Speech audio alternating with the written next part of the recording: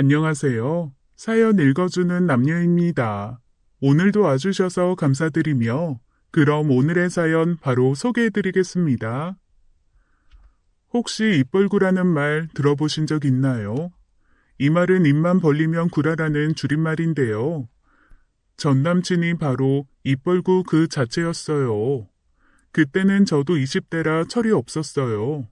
처음에는 현란한 거짓말을 분별할 수 있는 눈이 없었어요. 연애 경험도 많지 않았고요. 대학을 졸업하고 첫 직장 생활을 할 때였어요.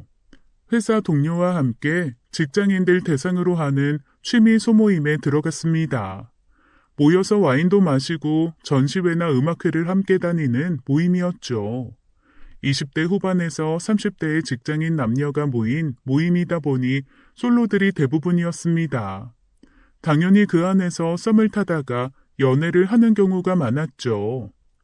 전 남친은 게임 회사에서 마케팅을 담당하고 있다고 했어요. 성격이 서글서글하고 누구한테나 말을 붙이는 활발한 성격의 남자였어요. 제가 성격이 좀 낯가림이 심하다 보니 저랑 다른 성향의 남자가 눈에 들어오더라고요. 모임이 끝나고 뒤풀이를 할 때면 항상 제 옆에 앉아서 말을 붙여주는 거예요. 저는 내심 좋았죠.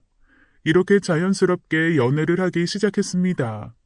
처음에는 게임뿐만이 아니라 미술이나 음악, 심지어 와인도 아는 게 많은 것처럼 보였어요. 중요한 건요, 많은 것처럼 보였다는 거예요. 그런데 나중에 알고 보면 정확히 맞는 게 하나도 없었습니다. 하지만 제일 짜증나는 것은 거짓말이 몸에 배어서 허언증 환자가 숨쉬는 것처럼 구라를 친다는 것이죠. 어이, 수영씨, 지금 다 왔어. 금방 도착해. 이 다 왔어, 금방 도착해라는 말은 연애 내내 데이트할 때마다 들었던 말이에요. 하지만 항상 30분은 기본으로 늦게 약속 장소에 나타났어요. 나중에는 제가 그냥 30분을 늦게 나갔다니까요. 그러면 또 자기는 엄청 일찍 나온 것처럼 온갖 유세를 떠는 거죠. 이거 봐라. 내가 오늘 얼마나 기다린 줄 알아? 1시간은 기다렸어. 이런 남친이 어디 있냐? 진짜 수영씨는 복 받은 줄 알아야 해. 또 설레발은 얼마나 잘 치는지요. 내가 이번 수영씨 생일에는 정말 큰 거 하나 준비하고 있어. 이번에 출시되는 게임만 성공하면 회사에서 보너스가 엄청 나오거든. 뭐 어디 유럽으로 여행을 갈까? 그럴 리가 있겠어요. 이것도 다 구라였죠. 게임 회사에 다닌다는 말도 알고 보니 동네 PC방에서 아르바이트를 하고 있던 거더라고요. 이번 게임이 실패한 게 무슨 마케터 잘못이라고 하잖아. 내가 누구야? 그 말 듣고 회사를 다닐 수 없잖아. 바로 사표 내버렸지. 아마 내가 그만두고 난 다음에 그 회사 난리도 아닐걸? 나 같은 인재를 놓치고 아마 땅을 치고 후회를 하고 있을 거야. 지금 잠시 아르바이트나 하면서 좀 쉬고 있는 거야. 이번엔 유럽 여행은 못 가지만 내가 다시 취직하면 그때 명품 핸드백 내가 사줄게. 그런데 이 허세가 제 친구들을 만나면 더 심해진다는 게 함정이었어요. 중고 거래에서 산 가짜 명품 시계나 가짜 명품 가방을 들고 나와서 자랑을 하더라고요. 아, 이 가방이요? 예전에 영국에서 어학 연수할 때 빈티지 마켓에서 어렵게 구했어요. 아무래도 세월의 흔적이 남아있는 게 진짜 명품이죠. 어머, 지난번에 호주로 워킹 홀리데이 갔다 왔다고 하지 않았어요? 그래서 영국 영어 잘 못 알아듣는다고 저한테 말했는데, 자기가 말한 거짓말을 일일이 기억을 다 못해서 벌어지는 일들이 점점 많아졌어요. 수영 씨, 더 깊어지기 전에 빨리 정리하는 게 나아. 허언증의 허세 끝판왕 아니야? 저런 남자는 백날 가야 안 변해. 가장 큰 문제는 급기야 여자 문제까지 거짓말을 하기 시작한 거죠. 자기야, 나 못 믿어? 내가 이 세상에서 사랑하는 사람은 단 한 사람, 이수영뿐이야. 나한테 이 세상 여자들은 그냥 다 지구 생명체일 뿐이야. 아무 의미가 없어. 연인 관계에서 제일 중요한 게 뭔지 알아? 믿음과 신뢰. 그게 없으면 남남이나 마찬가지야. 야, 인간이 어떻게 입을 열면 그냥 입에 침도 안 바르고 그렇게 청산유수 거짓말을 하냐? 니네 집안 그렇게 강남에서 잘 살아서 집안에 차가 몇 대가 있다면서 너는 왜 맨날 뚜벅이로 데이트 나오냐? 잘 사는 부모님이 용돈은 안 주신다니? 왜 항상 데이트할 때면 카드가 한도 초과가 되는데? 그리고 지구 생명체들은 왜 그렇게 자주 연락하고 술 마시고 클럽 가는데? 믿음과 신뢰? 네가 지금까지 말한 단어 중에 제일 어이없어. 믿음과 신뢰라는 단어 뜻은 알고 떠드는 거니? 그냥 계속 네 거짓말에 넘어가는 지구 생명체들이랑 어울려서 놀다가 지구에서 사라져버려. 다시 내 눈앞에 나타나면 정말 면상을 갈겨버릴 테니까 꺼져버리라고. 입만 열면 개구라를 치던 전남친과는 그렇게 쫑을 냈습니다. 그런 인간과 한때 연애를 했던 그 시간이 너무 아깝지만 인생의 나쁜 경험은 또 그 나름대로 교훈을 주잖아요. 적어도 같은 실수를 반복하지 않을 깨달음을 주었죠. 그리고 다행히도 그 교훈을 바탕으로 정반대의 남자를 만날 수 있었습니다. 지금 제 옆에 있는 제 평생의 짝꿍은 허세의 희응도 구라의 기억도 모르는 남자입니다. 직장 동료의 소개로 만난 남편은 그야말로 원만한 성격의 남자예요. 직장 동료가 제 전남친의 입벌구 스토리를 모두 알고 있었거든요. 제가 그 뒤로 한동안 남자라면 손사래를 쳤었거든요. 당연히 연애도 하지 않고 있었고요. 내 대학교 2년 선배인데 내가 보증한다니까. 왜 부모님이 사이가 좋은 집안 남자들 특징이 있잖아. 아버지가 어머니한테 잘하는 걸 보고 자라서 사랑을 주고받는 게 어떤 건지 아는 남자들. 친구든 연인이든 관계를 맺는 데에 꼬인 게 없어. 특별히 결핍이 없이 자라서 세상을 바라보는 게 밝고 긍정적이야.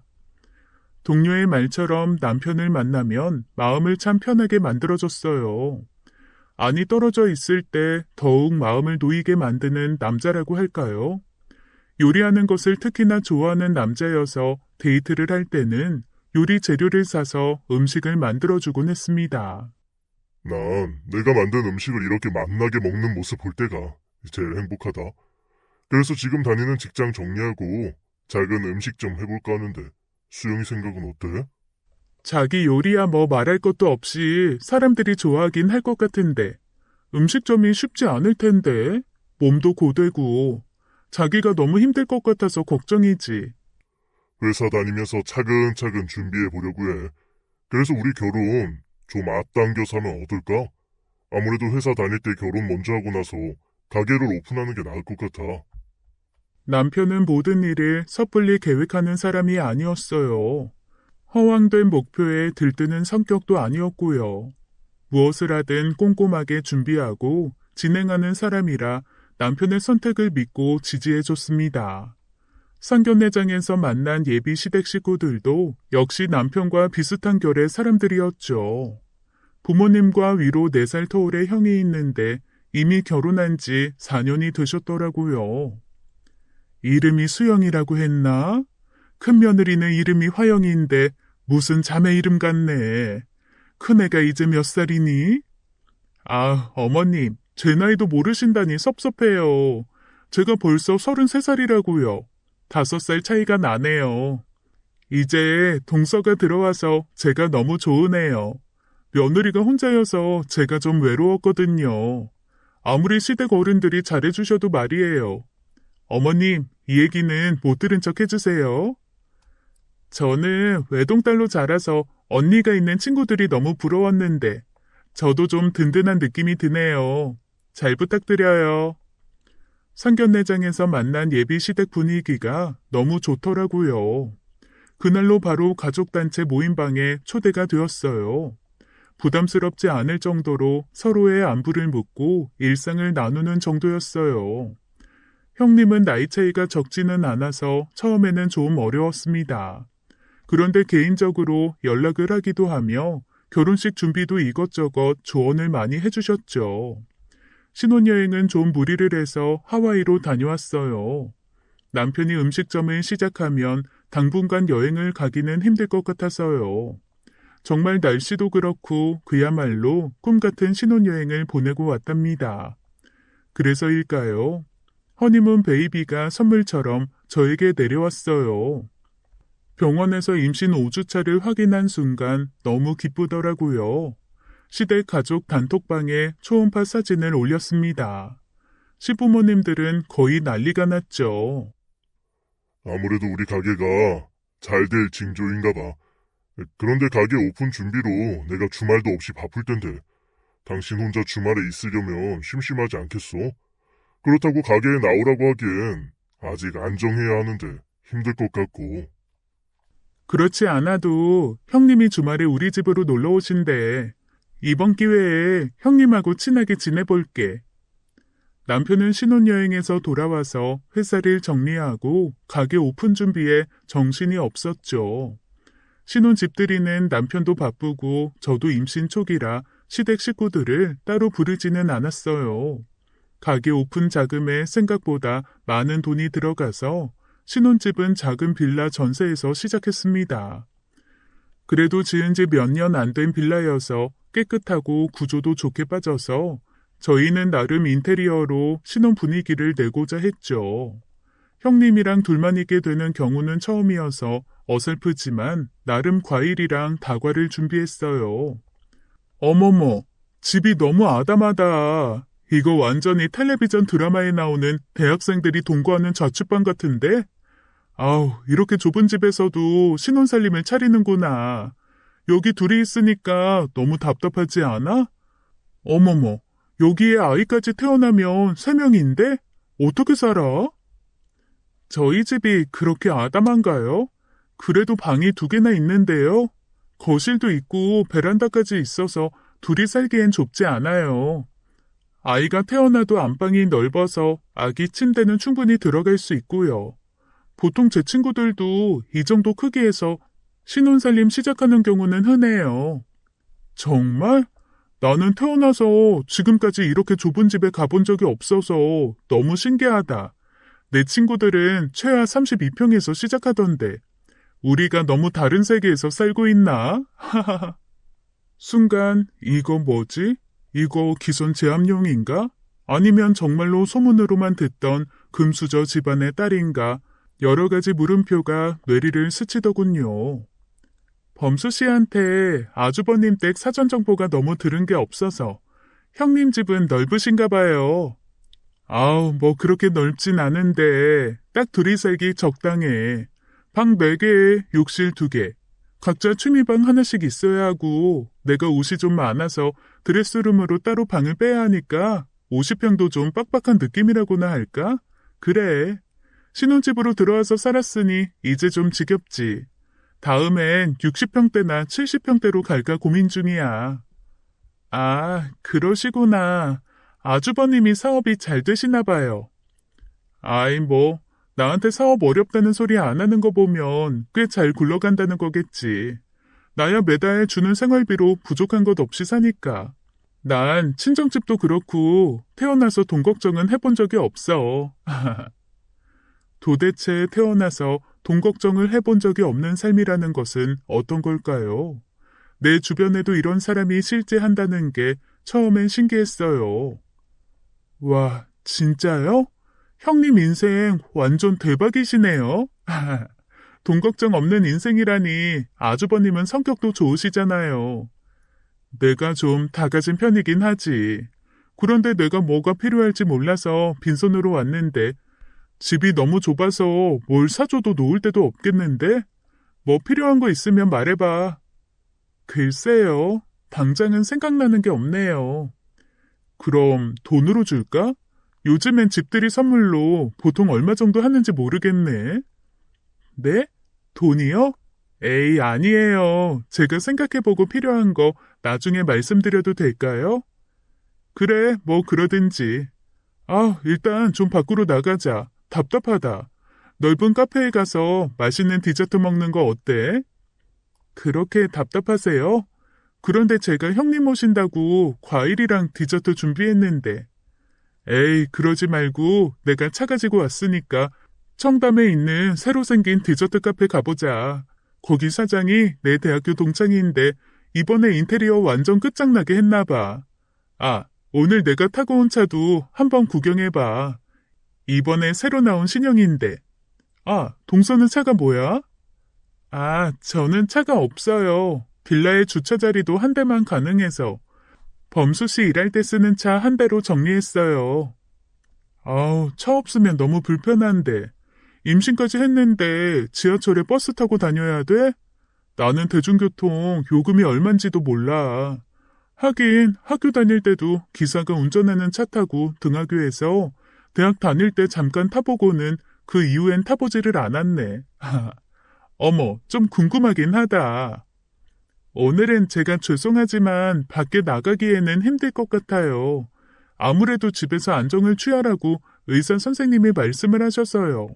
형님 친구 카페는 다음에 구경 가는 거로 할게요.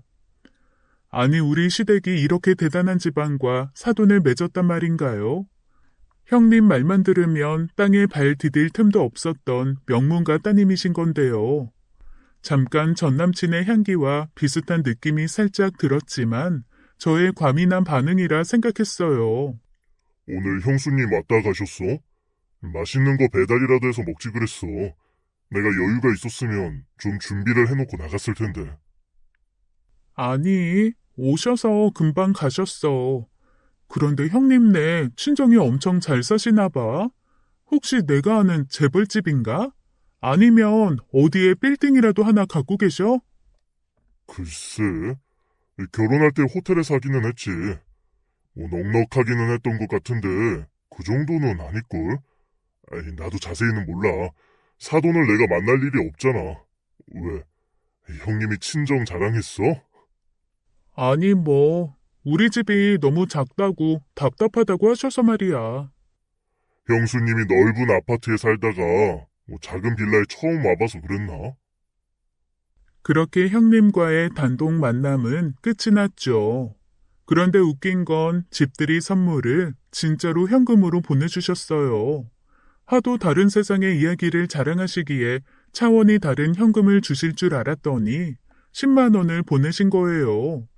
네, 형님도 집들이 선물은 보통 사람의 레벨이었네요. 하하. 여기까지는 나름 귀여운 면모를 지니고 계시구나 했죠. 그 이후에도 형님은 잊을만 하면 주말에 연락을 하시더라고요. 제가 임신 6개월이라 한참 제대로 먹지를 못할 때였어요. 너무 집에만 있어도 안 좋아. 차라리 걸어 다니는 게 아이한테도 좋고 동서한테도 좋아. 우리 백화점 쇼핑이나 나가는 거 어때? 그럴까요? 저도 아기 육아용품 아이 쇼핑이라도 해보고 싶었어요. 형님은 집 앞까지 차를 가지고 오셨어요. 형님은 밥부터 먹자고 하시더군요.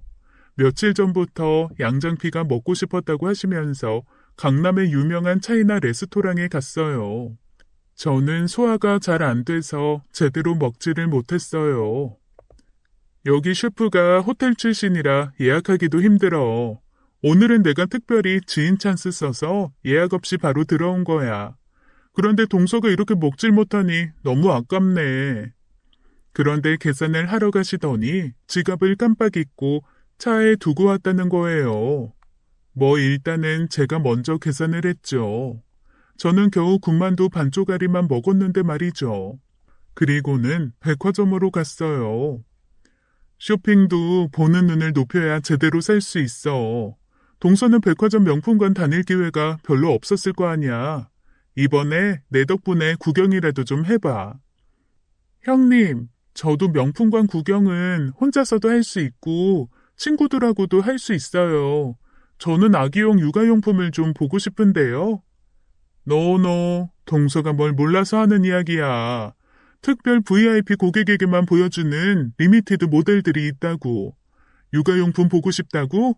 알았어, 나만 따라와봐. 정말로 형님이 데려간 곳은 육아용품이 무슨 어른 옷보다 비싼 건 말할 것도 없고 유모차 한 대 가격이 상상을 초월하더군요. 그마저도 예약을 하지 않으면 구할 수도 없다고 하더라고요. 내가 뭐 하나 사주고 싶어도 동서가 부담 느낄까봐 조심스럽네. 형님, 저는 부담 하나도 느끼지 않는데요. 신생아 모자랑 신발이라도 하나 사주시면 너무 좋겠는데요. 양장피에 볶음밥, 짜장면, 군만두 값은 받아야겠다. 저도 생각했어요. 이대로 물러설 수는 없잖아요. 우리 뱃속의 아기를 위해 뻔뻔스러움을 좀 장착했습니다. 모자, 신발? 그런데 아직 아기 성별도 모르잖아. 모자는 그렇고 성별을 몰라도 살 수 있는 게 뭐가 있을까? 아, 유모차 어때? 형님, 정말요? 와, 너무 감사하죠.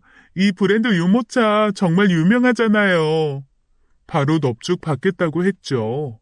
강남 엄마들이 백화점 오픈런을 한다는 브랜드였어요. 형님이 예약을 걸어주셨죠. 직원이 한 달 이상은 기다려야 한다고 하더군요. 한 달이 대수인가요? 제가 형님을 오해했구나 싶었어요.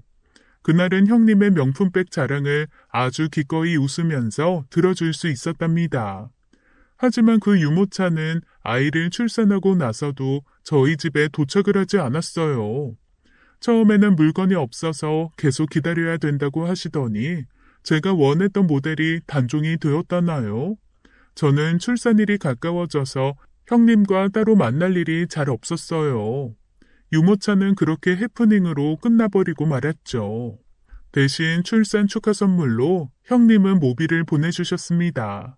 아기가 태어난 이후로는 형님과 만날 일이 시댁에 갔을 때 말고는 없어서 형님의 해맑은 자랑은 시댁에서만 간간히 들을 수 있었죠. 어머님, 이번 일요일에 저희 유럽으로 여행 가요. 이가 특별히 휴가를 열흘이나 냈지 뭐예요. 이탈리아 찍고 그리스 산토리니 섬으로 갈 거예요. 어머, 동서는 깐난하기 때문에 여행은 엄두도 못 내겠다. 신혼여행이 처음이자 마지막 여행 아니야? 형님 말대로 그러네요. 아기가 아직 너무 어려서 해외는커녕 국내 여행도 쉽지 않아요. 그런데, 어머, 형님, 다음 주 일요일이면 우리 윤서 돌잔치인데요? 내가 국적기 직항 아니면 비행기 시간이 너무 길어서 힘들거든. 아무리 퍼스트 클래스라고 해도 비행기는 역시 피곤해. 근데 퍼스트 클래스 자리 남는 게 딱 그날 하루밖에 없더라고.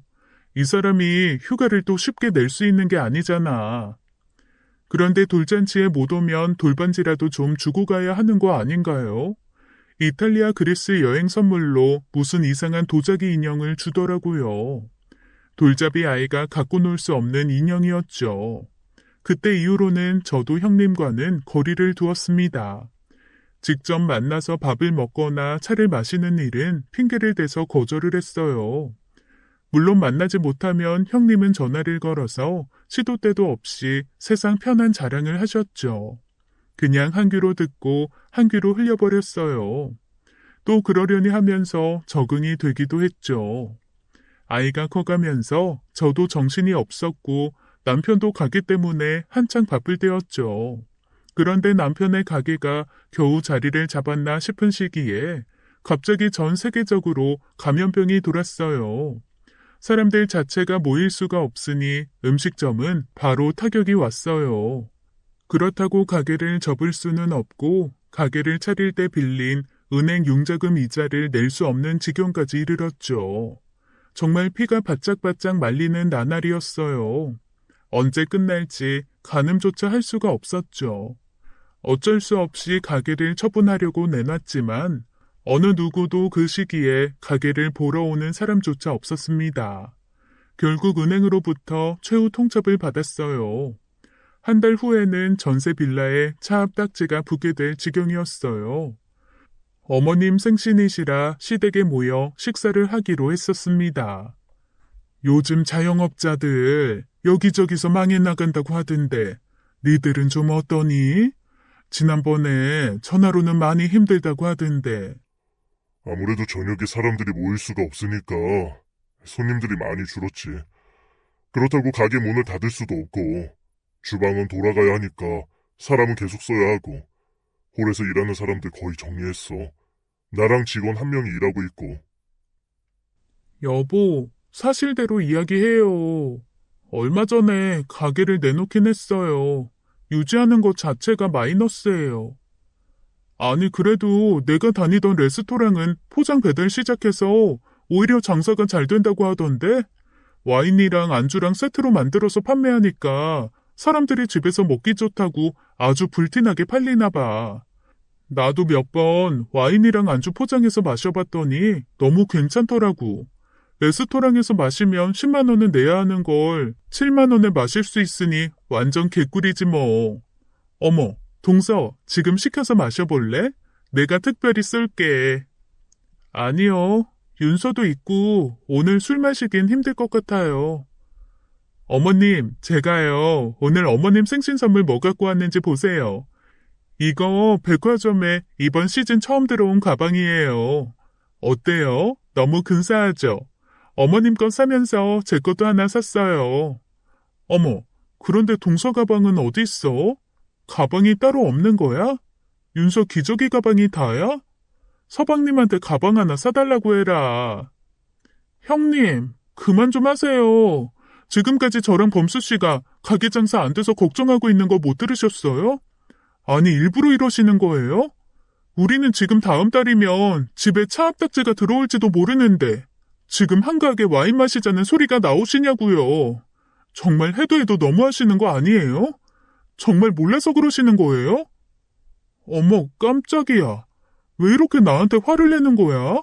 서방님네 가게 장사 안 되는 게 내 탓이야? 동선에 어렵다고 그럼 가족 모임에서 다 같이 울고 있어야 돼? 큰애야, 그만해라. 작은애가 요즘 힘들어서 얼굴도 반쪽이 됐구만.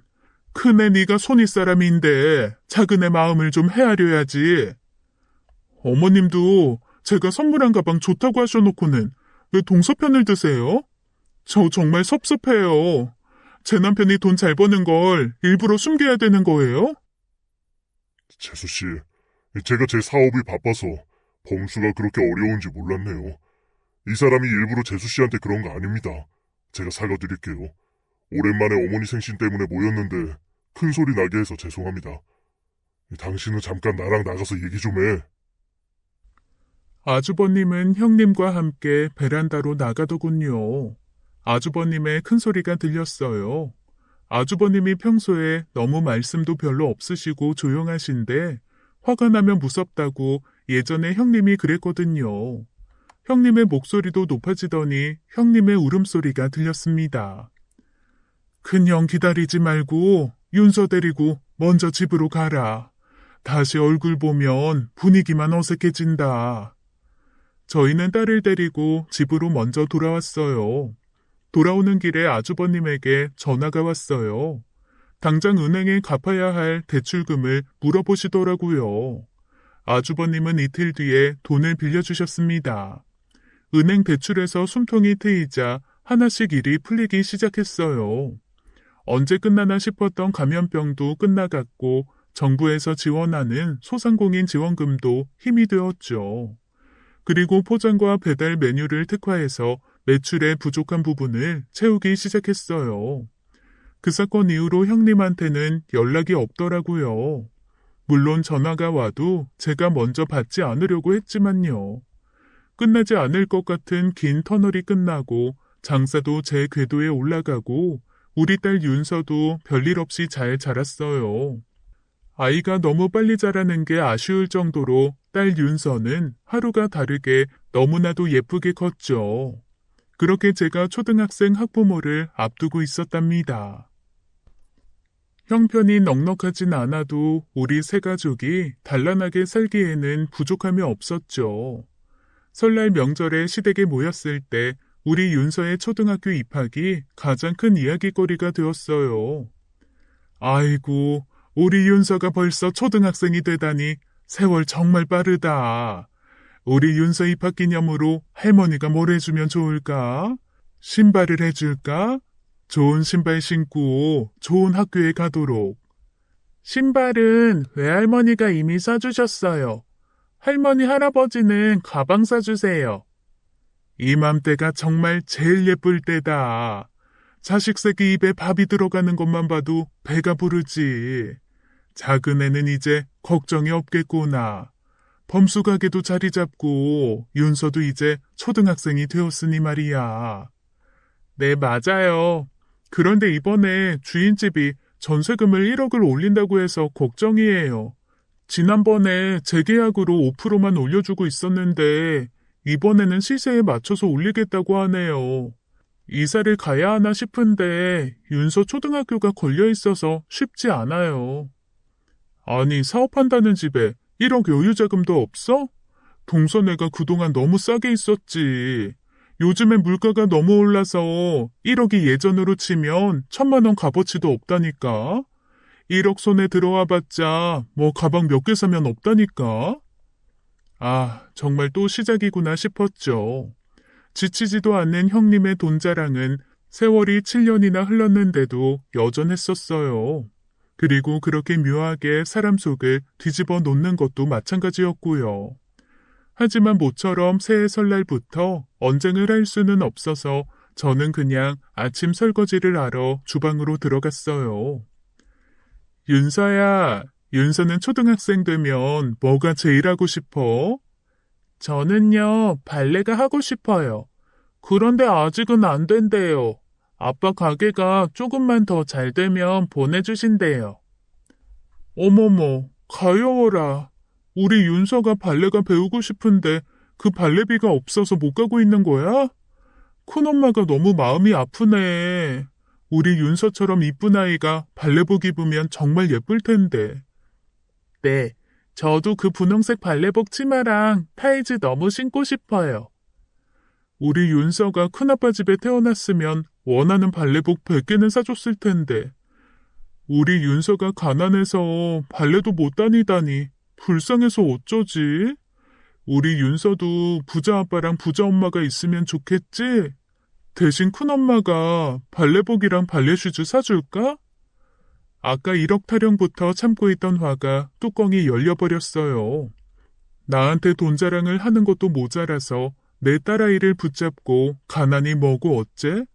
저는 설거지하던 쟁반을 냅다 형님 머리를 향해 던져버렸죠.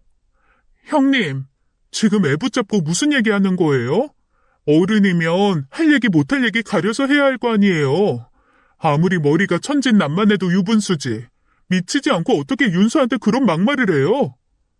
형님은 쟁반으로 머리를 한 대 맞고는 저보다 더 악을 쓰고 난리를 피우더군요. 이게 어디서 쟁반을 던지는 거야? 동서네가 가난해서 가난하다고 한 게 뭐가 막말이야. 방금도 꼴랑 1억 돈이 없어서 징징대던 게 누군데 이래? 아니 니들 눈에는 우리는 보이지도 않어? 아니 어른들이 계신 앞에서 며느리들이 치고받고 언성을 높여? 둘 다 그만하지 못해? 어머님도 보셨잖아요. 동서가 제 머리를 쟁반으로 내리쳤다고요. 아주 이제 막 나가자는 거잖아요. 그리고 제가 틀린 말 했어요? 동서네가 돈이 없어서 윤서 발레학원 못 보낸다잖아요. 가난한 걸 가난하다고 말하고 우리가 부자인 걸 부자라고 말하는 게 뭐가 나빠요? 제가 거짓말을 했어요? 그냥 있는 현실, 팩트를 말한 것 뿐이잖아요. 윤서도 이제 초등학생이니까 현실을 알아야죠. 여보, 이제 그만해. 지금 뭐 하는 짓이야? 누가 가난하고 누가 부자야? 나도 더 이상 당신이 하는 부자놀이 장단 맞추기 힘들다고. 사람이 아무리 힘들어도 정도껏 해야지. 우리가 범수네보다 뭐가 그렇게 부자라는 거야? 어? 나는 그저 의류 도매업 하는 소상공인이야. 내가 범수보다 사업을 일찍 시작해서 안정됐다 뿐이지. 무슨 재벌이야. 1억이 무슨 애들 장난감이야? 우리도 당장 1억 마련하려면 힘든 사람들이라고. 제발 이제 억지 좀 그만 부려. 그 부자놀이 하는 거짓말 그만할 때도 됐잖아. 당신 동서네 앞에서 무슨 소리 하는 거야? 왜 이래? 당신은 몰라도 우리 친정에서 1억 구하는 건 하루면 돼. 왜 사람들 앞에서 내 망신 주려고 작정했어? 미쳤어? 미쳤냐고. 아니, 내가 미치는 걸 보고 싶어서 그래? 동생이랑 재수씨 앞에서 이렇게까지 다 까발려야 속이 시원해? 당신 여기서 더 나가면 정말 정신병원 상담이라도 받아야 한다고. 허세를 넘어서 심각한 허언증이라고. 세상에나, 그동안에 형님이 자랑하던 그 모든 것들이 형님의 머릿속에서 지어낸 이야기였다니. 저랑 남편은 어안이 벙벙했죠. 순간 전 남친이 생각났어요. 입만 벌리면 구라를 쏟아내던 거짓말 허세 장렬 인간. 알고 보니 형님은 그야말로 제2의 입벌구였던 거예요. 그렇게 자랑하던 모든 것들이 다 개구라였던 거죠. 어쩐지 돈 자랑은 그리 해대면서 집들이 선물로 10만 원 보태준 것부터 이상했다니까요. 그런데 형님은 도대체 왜 그렇게 가족들한테까지 없는 이야기를 만들어서 그런 걸까요? 아니, 형수님, 가족에게 돈 자랑이 그렇게 하고 싶으셨어요? 더군다나 진짜도 아니고 거짓말까지 하는 이유가 뭐예요? 우리는 지금 형편이 어려워서 힘들어 죽겠는데 그렇게 돈 자랑을 하시면 우리가 상처 받을 거 생각 안 하세요? 아니, 설마 상처 받으라고 일부러 그러시는 겁니까? 원래 형수님 이런 분 아니었잖아요. 정말 실망입니다. 그런데 형님은 아주버님에 의해 그동안 자랑했던 것들이 다 부풀려진 거짓말임이 드러나서 그런가 갑자기 털썩 주저앉더니 울기 시작하는 거예요. 저는 처음에는 이번엔 또 어떤 연기를 하려는 건지 겁까지 나더라고요. 다들 제 허물만 보이는 거죠? 어머님도 아버님도 당신도 그리고 서방님도 왜 제 돈자랑만 나쁜 거예요? 서방님, 상처라고 말씀하셨어요? 그래요, 상처. 말 잘하셨어요. 제가 돈 없는 서방님이랑 동서 앞에서 돈 자랑하니까 상처받았어요? 그럼 동서가 아이 없이 10년을 넘게 힘들어하고 있는 우리 앞에서 아이 자랑하는 건 괜찮아요? 그런 건 가족끼리 해도 되는 거예요? 여보, 왜 얘기가 아이 얘기로 흘러가? 당신 지금 흥분 상태야. 오늘은 그만 이야기하고 나중에 다시 얘기하자. 여기서 더 나가면 쓸어 담을 수 없어. 정말 큰 실수하게 될지도 몰라. 이렇게까지 내 밑바닥까지 다 까발려놓고 무슨 더 큰 실수를 할 게 남아있기는 해? 오늘 다 이야기하자고. 내가 당신하고 30대 초반에 결혼해서 이제 나이 40대였어. 내 인생 30대는 오로지 아이를 갖기 위한 인생이었다고. 당신도 어머님도 아버님도 그걸 모른다고 하지는 않겠죠? 아니, 서방님도 동서도 모르지 않잖아요. 그런데 그 누구도 내 앞에서 임신 자랑 아이 자랑하는 동서한테 눈치 준 적 있어요? 내가 받을 상처는 생각 안 해요? 동서가 허니문 베이비 가졌다고 했을 때, 윤서 태어났을 때 다들 집안에 경사라고 난리가 났었죠. 그 경사에 저만 웃을 수 없었어요. 윤서가 한 살 한 살 커가면서 가족 모임에 오면 모두 윤서만 바라보고 윤서에게만 집중했잖아요. 아니, 동서는 명절에도 오면 윤서 핑계대고 작은 방에서 쉬기도 했죠. 어머님이랑 동서랑 같이 만나면 동서는 어머님한테 윤서 사진 보여주면서 자랑하기 바빴죠. 그 자랑을 듣고 있을 제 생각은 아무도 안 했죠. 제가 그렇게도 나빠요? 동서도 제 감정 따위 돌아보지 않고 자식 자랑하는데 저라고 돈 자랑 좀 하면 안 돼요? 그게 저만 이렇게 죽도록 욕먹을 일인가요? 앞불싸. 형님이 울면서 이야기를 하는데 저는 제 머리를 쟁반으로 한 대 맞은 것 같았어요. 정말 단 한 번도 생각하지 못한 이야기였어요.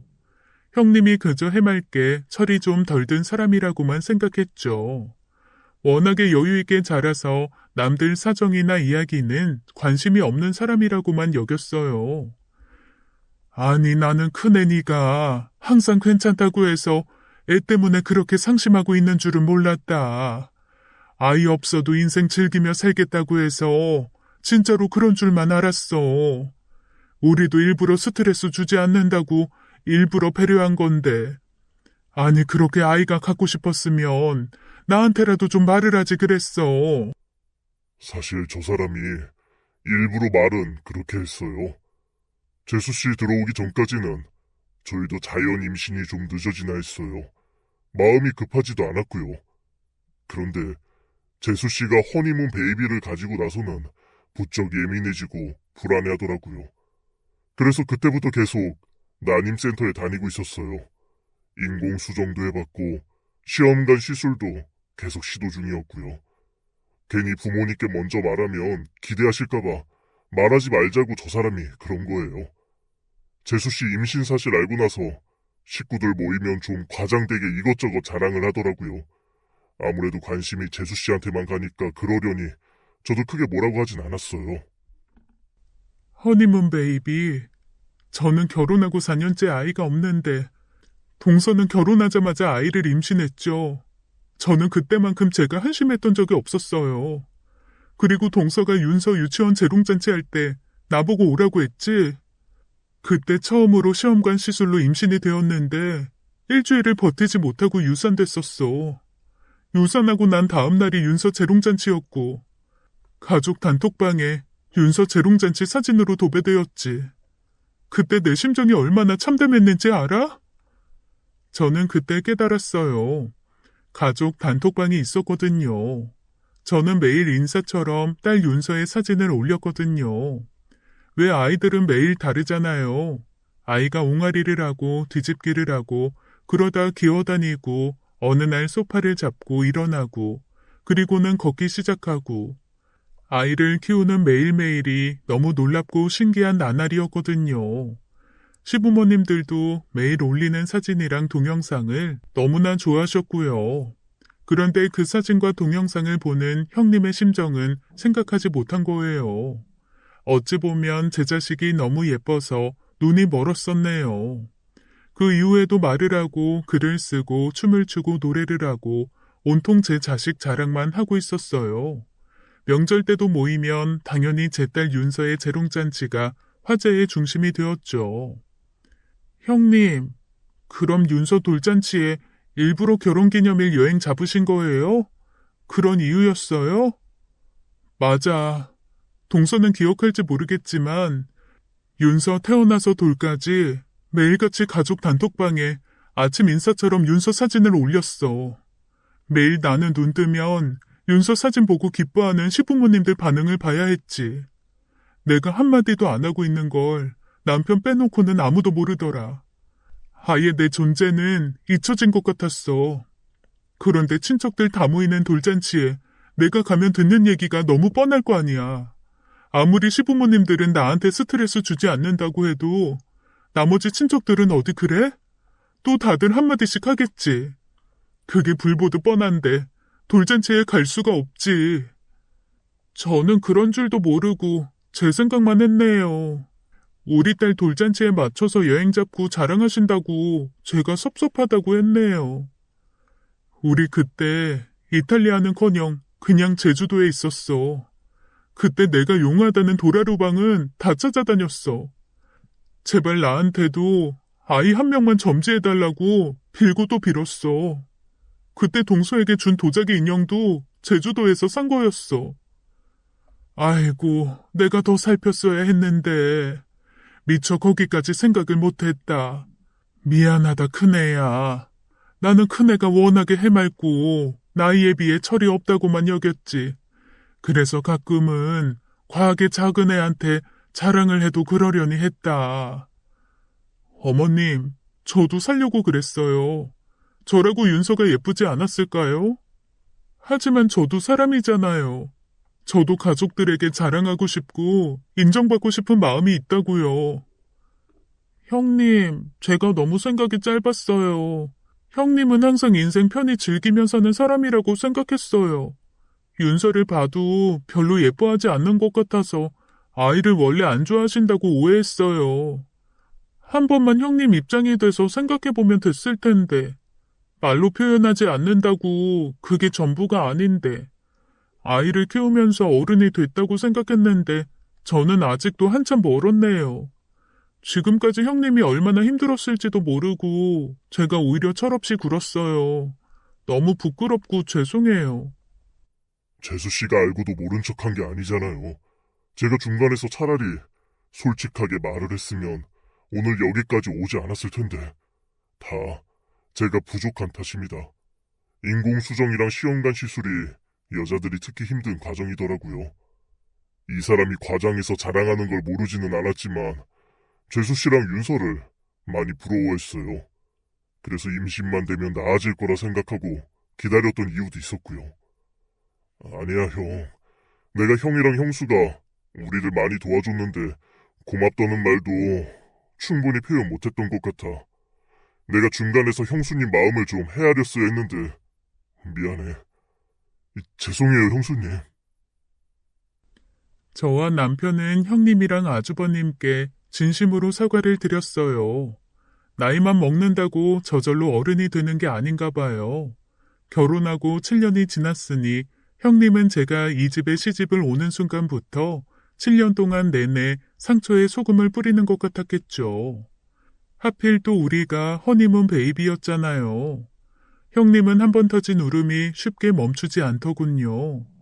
그동안 쌓인 섭섭함과 힘들었던 시간들이 짧지 않기에 그럴 수밖에 없었을 것 같아요. 아주버님은 울먹이는 형님을 모시고 집으로 돌아갔습니다. 사람이 원래 9개를 다 가져도 하나가 부족하면 그 나머지 9개가 보이지 않는 법인데 그게 인지상정인데 그저 철없고 질투심만 많다고 생각했네.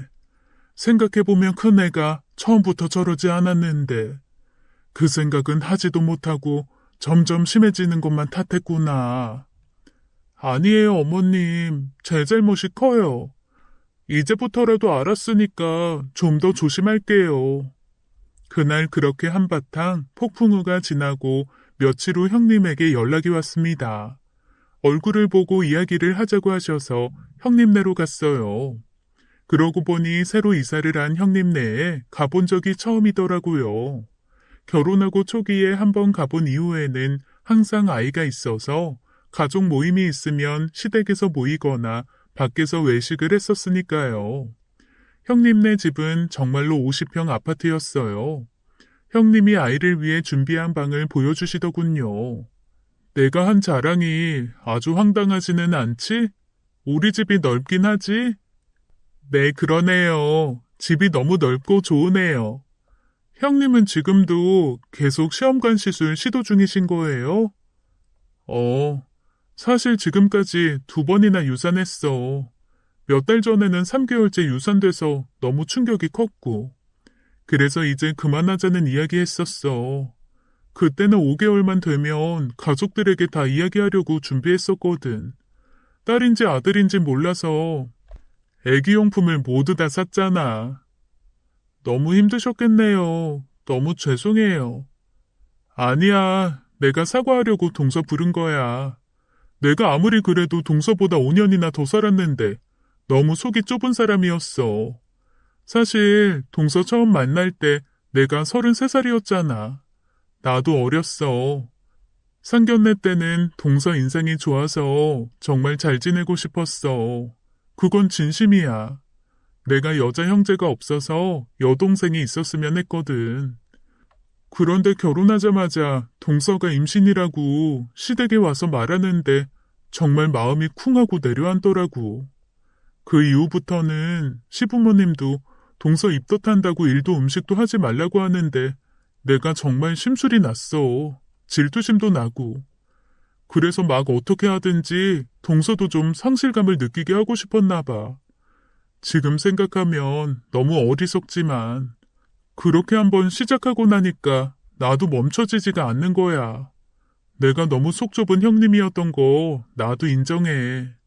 말로 상처 많이 줘서 정말로 미안해. 형님과 저는 서로가 진심으로 사과를 했습니다. 형님은 미안하다며 윤서와 저에게 선물을 준비하셨더라고요. 사실 그동안 동서 열받으라고 일부러 쓰던 물건 준 것도 맞아. 내가 너무 치사했지? 네, 그건 정말 제대로 열받게 하신 거 맞아요. 남편이랑 저랑 이해가 안 된다는 말을 얼마나 많이 한지 몰라요. 그래서 저도 받은 거 쓰레기통으로 버렸기 때문에 그렇게 미안하지 않으셔도 돼요. 형님과 저는 상견례장에서 했던 약속을 이후에 제대로 지키게 되었죠. 수영, 화영, 자매처럼 마음을 주고받는 동서 사이가 되었답니다. 그리고 아주버님은 전세금 1억을 또 빌려주셨어요. 그리고 1년 후에 시아버지의 생신이라 온 가족이 모였습니다. 이제 큰애랑 작은애랑 별일들 없는 게냐? 오히려 다들 조심해서 조용하니까 영 심심하구나. 이그, 며느리들끼리 머리끄댕이 잡고 싸워야 속이 시원하겠어요? 이제 우리 집안 행사에 자랑질은 금물이다. 알았지? 이거 어쩌죠? 아무리 그래도 이번에는 제가 자랑을 좀 해야 할 것 같은데요. 아니, 이제 형이 나서는 거야? 아이, 그럼 나도 참지 않을 건데? 이제 며느리들도 아니고 아들들이 나서서 경쟁이야? 일단 들어는 보자. 아버님 생신 선물로 아주 큰 거 하나 준비했습니다. 이 사람이 드디어 임신했습니다. 그것도 자연 임신 3개월이라고 해요. 이제는 숨기지 않고 축하받을 수 있을 때 자랑하려고요. 어머나, 정말요? 너무 축하드려요. 정말 아버님 생신 선물로 너무 큰 선물이네요. 형님, 오늘 발표하려고 저한테 말씀 안 하신 거예요? 조금 섭섭한데요? 자랑하고 싶은 거 참느라고 혼났어. 그래도 가족들이 모두 모인 데서 깜짝 발표하는 거 해보고 싶었거든. 어머님, 이건 좀 자랑할 만 하죠? 세상에나, 자랑할 만 하고 말고. 에고, 큰애야, 너무 축하한다. 아주 집안의 경사다, 경사. 아까 네가 참지 않겠다는 건 뭔데?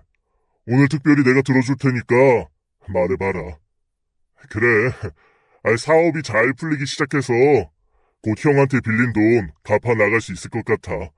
그동안 이자도 원금도 주지 못해서 마음이 불편했거든. 이제 형도 아이가 생겼으니 돈이 더 많이 필요할 거야. 아무리 부자라도 말이야. 네, 이번에는 정말 좋은 일들이 형님네와 저희 모두에게 생겼어요. 임신과 육아는 제가 형님보다 선배라서 이것저것 도움을 드리려고 하고 있죠. 제 딸 윤서도 형님의 아기를 누구보다 기다리고 있답니다. 아마도 당분간은 형님의 임신과 앞으로의 출산이 저희 집안의 최고의 화제가 될 것 같아요. 여러분도 형님이 무사히 출산까지 할 수 있게 응원해주세요. 지금까지 사연 읽어주는 남녀였습니다. 끝까지 시청해주신 여러분 감사드리며 저희는 다음 사연으로 돌아올게요. 감사합니다.